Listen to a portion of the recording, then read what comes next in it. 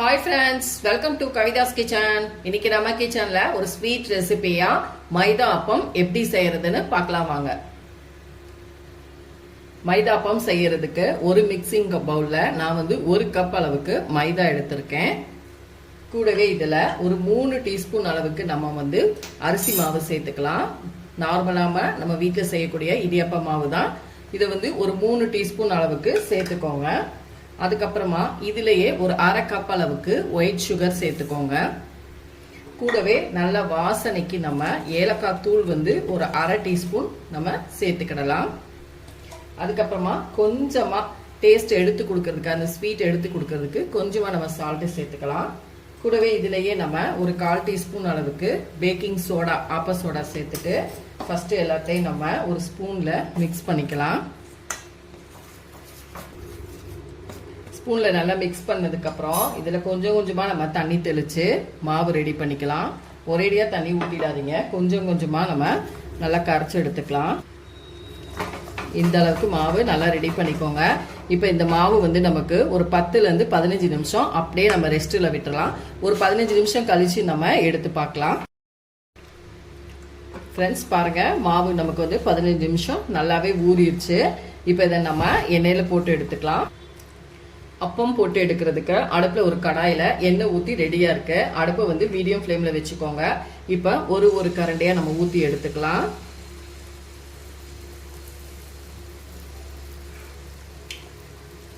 அதுவாவே நமக்கு நல்ல புஸ்ஸுன்னு மேல வரும்.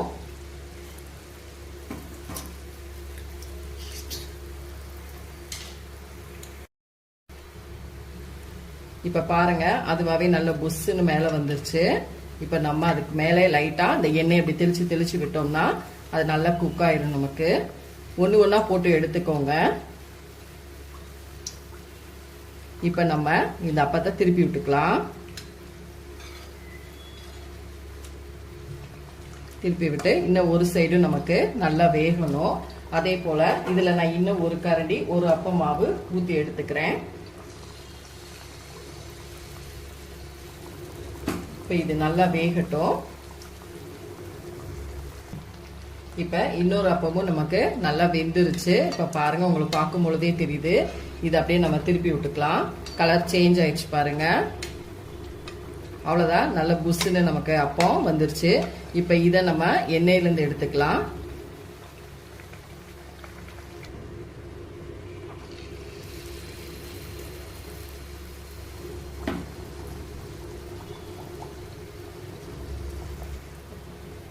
இப்ப இது வெந்துச்சு. இதை எண்ணெயில இருந்து நம்ம எடுத்துக்கலாம். அது இன்னும் ஒரு சைடு நமக்கு நல்லா வேகட்டும். கொஞ்சம் கலரும் நமக்கு சேஞ்ச் ஆகணும். இது உங்களுக்கு பார்க்கும் பொழுதே தெரியுதா, நல்ல பூரி மாதிரி புஷ்ஷுன்னு எப்படி இருக்கு பாருங்க. அடுத்ததா அதுவும் நல்லா வேகட்டும் ஃப்ரெண்ட்ஸ். இதே போல மீத இருக்கிற மாவு எல்லாத்தையும் நம்ம ஃப்ரெண்ட்ஸ் இப்ப பாருங்க, நமக்கு அருமையான ஒரு ஈவினிங் ஸ்நாக்ஸா ஸ்வீட் ரெசிபியா நமக்கு அப்பம் ரெடி ஆயிடுச்சு. உங்களுக்கு பார்க்கும் பொழுதே தெரியுது எவ்வளவு புஷ்ஷுன்னு நல்லா சாஃப்டா நல்லா இருக்குன்னு பாருங்க. மேலெல்லாம் நல்லா கிறிஸ்பியா இருக்கு. கையில எனக்கு பிடிக்க முடியல, சுடுது.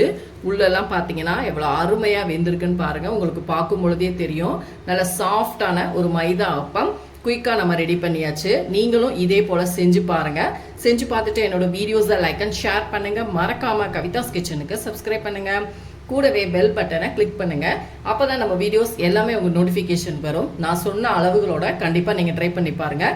ஈவினிங் ஸ்நாக்ஸை செஞ்சு பாருங்க ஃப்ரெண்ட்ஸ். அடுத்த வீடியோல உங்களை சந்திக்கிறேன். தேங்க்யூ.